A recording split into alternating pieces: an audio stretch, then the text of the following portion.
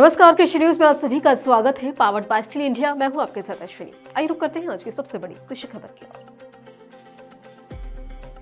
पंजाब हरियाणा के प्रमुख बॉर्डर यानी शंभू और खनौरी बॉर्डर पर पंजाब के किसान अपनी मांगों को लेकर आंदोलन कर रहे हैं। किसान नेता जगजीत सिंह डल्लेवाल महीने भर से ज्यादा समय से आमरण अनशन पर हैं। तो वहीं दूसरी ओर उनकी तबियत से लेकर किसानों की स्थिति को लेकर सुप्रीम कोर्ट ने भी चिंता व्यक्त की है। सुप्रीम कोर्ट ने इसके लिए एक कमेटी का गठन किया था। खास बात यह है कि किसानों के नेता सुप्रीम कोर्ट की इस कमेटी के सदस्यों के साथ भी बैठक नहीं करना चाहते हैं और हाल ही में संयुक्त किसान मोर्चा ने अपनी मांगों पर विचार करने के लिए सुप्रीम कोर्ट द्वारा गठित एक उच्च स्तरीय समिति से मिलने से इनकार कर दिया है। 4 जनवरी को भारतीय किसान यूनियन ने भी बातचीत करने से मना कर दिया। सुप्रीम कोर्ट की समिति ने संयुक्त किसान मोर्चा के सदस्यों से मुलाकात की है, जिसके संयोजक जगजीत सिंह डल्लेवाल हैं। वे आमरण अनशन पर हैं। हालांकि बैठक में केवल दूसरे दर्जे के नेता ने ही भाग लिया। इस मामले में एसकेएम के नेता यानी संयुक्त किसान मोर्चा के नेता बलबीर सिंह राजेवाल ने कहा कि उन्होंने इस मुद्दे पर 2 दिनों तक चर्चा की और फैसला किया कि पैनल के अधिकार क्षेत्र का किसानों की मांगों से कोई लेना देना नहीं है।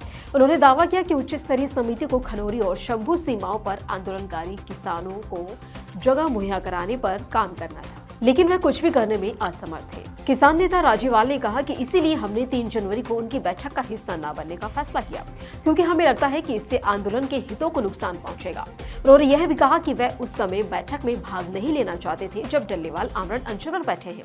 पिछले साल 2 सितंबर को उच्च अधिकार प्राप्त समिति का गठन करते हुए सुप्रीम कोर्ट ने कहा था कि समिति से अनुरोध है कि इस बीच वह शंभू सीमा पर आंदोलनकारी किसानों से संपर्क करें और उन पर दबाव डालें कि वे राष्ट्रीय राजमार्ग के पास से अपने ट्रैक्टर, ट्रॉली, टेंट और अन्य सामान को तुरंत हटा लें, ताकि दोनों राज्यों के नागरिक और पुलिस प्रशासन राष्ट्रीय राजमार्ग को खोलने में सक्षम हो सके। न्यायाधीश सूर्यकांत और उज्जैल भुया ने यह भी कहा कि हमें उम्मीद है कि और भरोसा है साथ ही कि आंदोलनकारी किसानों की प्रमुख मांग तटस्थ उच्च अधिकारी प्राप्त समिति के गठन की है, जिसे दोनों राज्यों की सहमति से स्वीकार कर लिया गया है। वे उच्चाधिकारी प्राप्त समिति के अनुरोध पर तुरंत प्रतिक्रिया देंगे और बिना किसी देरी के शंभू सीमा या फिर दोनों राज्यों को जोड़ने वाली अन्य सड़कों को खाली कर देंगे। सुप्रीम कोर्ट के जजों ने यह भी कहा था कि ये कदम आम जनता को बड़ी राहत प्रदान करेगा, जो राजमार्गों की नाकाबंदी के कारण अत्यधिक कठिनाइयों का सामना कर रहे हैं। ये उच्चाधिकार प्राप्त समिति दोनों राज्यों को किसानों की वास्तविक और न्यायसंगत मांगों पर निष्पक्ष और वस्तुनिष्ठ तरीके से विचार करने में भी मदद करेगा। इतना ही नहीं, उनका कार्य कृषि समुदाय के सामने उपस्थित बड़े मुद्दों की जांच करना भी है।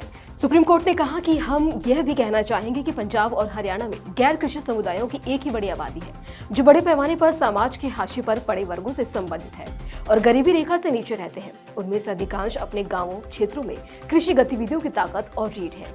कोर्ट ने कहा कि हम कृषि विकास में उनके योगदान को स्वीकार करते हैं और हमारा मानना है कि उनकी वैध आकांक्षाएं भले ही लागू करने योग्य अधिकार न हो, समिति द्वारा सहानुभूति और उचित विचार की हकदार है।